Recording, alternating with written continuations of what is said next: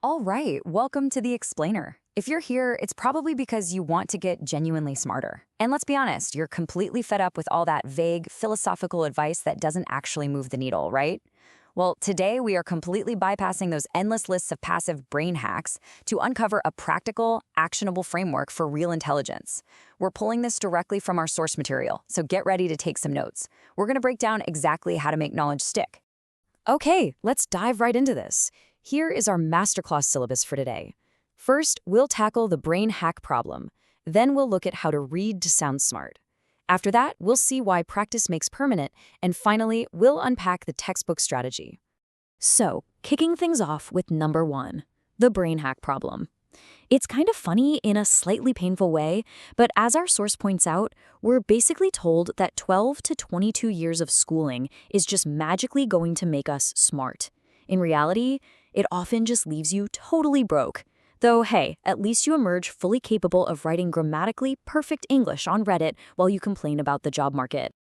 Now, because traditional schooling doesn't always equal practical intelligence, we all turn to the internet, right? And what do we find?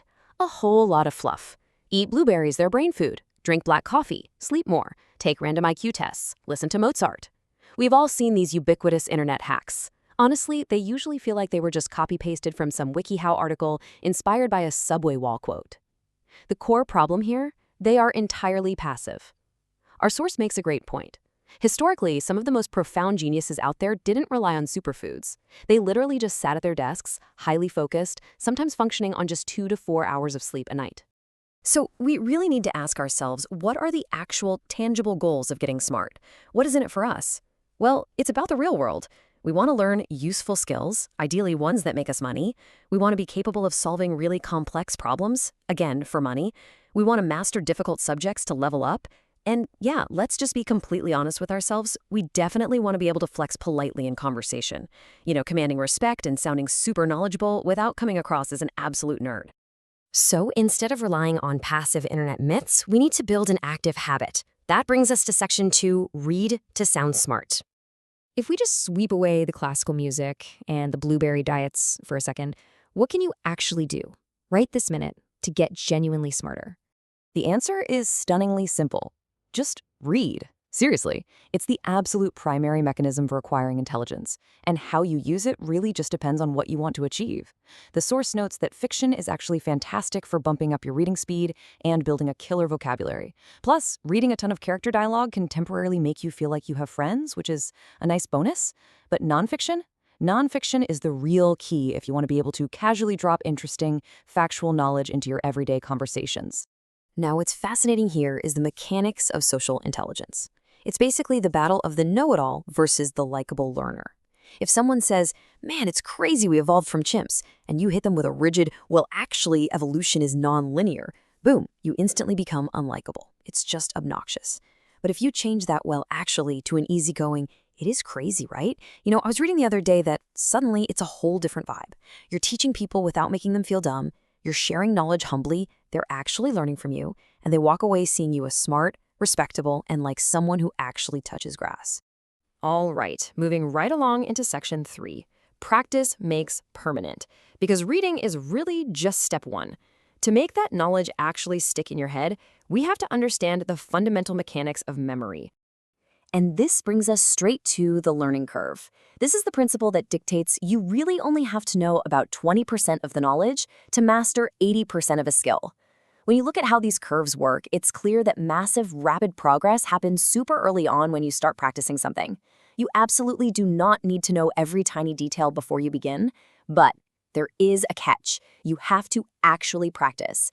You literally have to give your brain a definitive reason to remember what it is you're learning. I absolutely love this quote from our source material.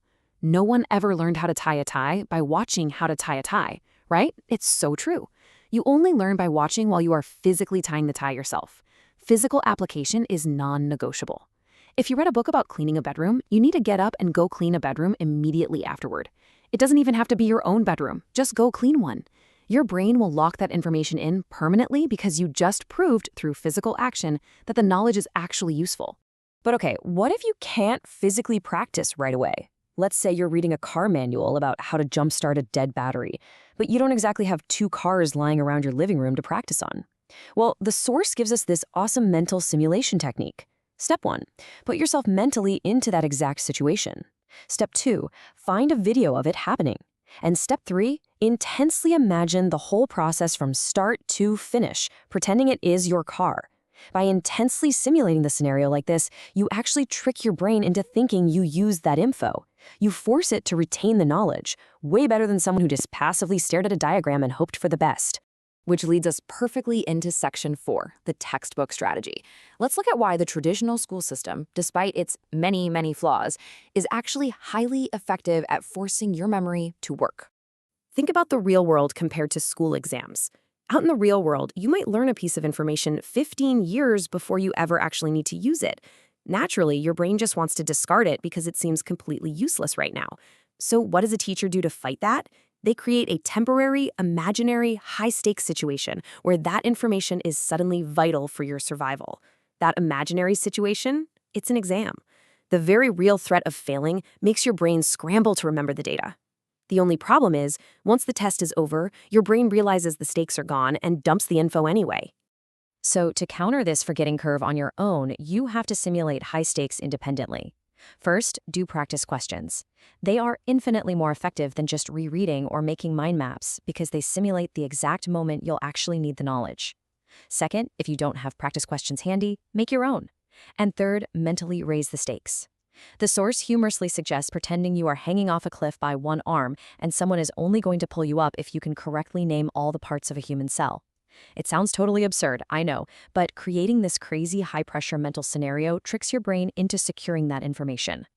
And that brings us to the ultimate showdown: textbooks versus YouTube videos. Textbooks are crowned in our source material as the absolute S-tier format for getting smart quickly. Why?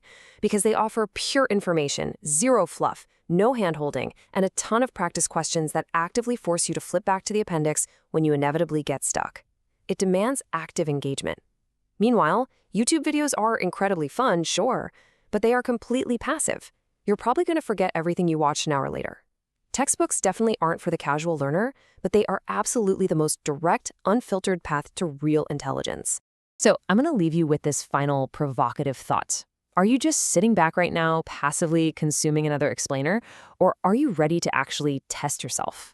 Getting smart is all about active engagement, putting your brain into those simulated high-stakes scenarios and relentlessly applying what you read. And hey, if you are truly up for the challenge, you might just find yourself browsing the internet, accidentally searching for a topic, accidentally clicking a link, and accidentally downloading a free textbook to get started. Thanks for joining me today. Keep pushing those learning curves, keep practicing, and I'll see you in the next explainer.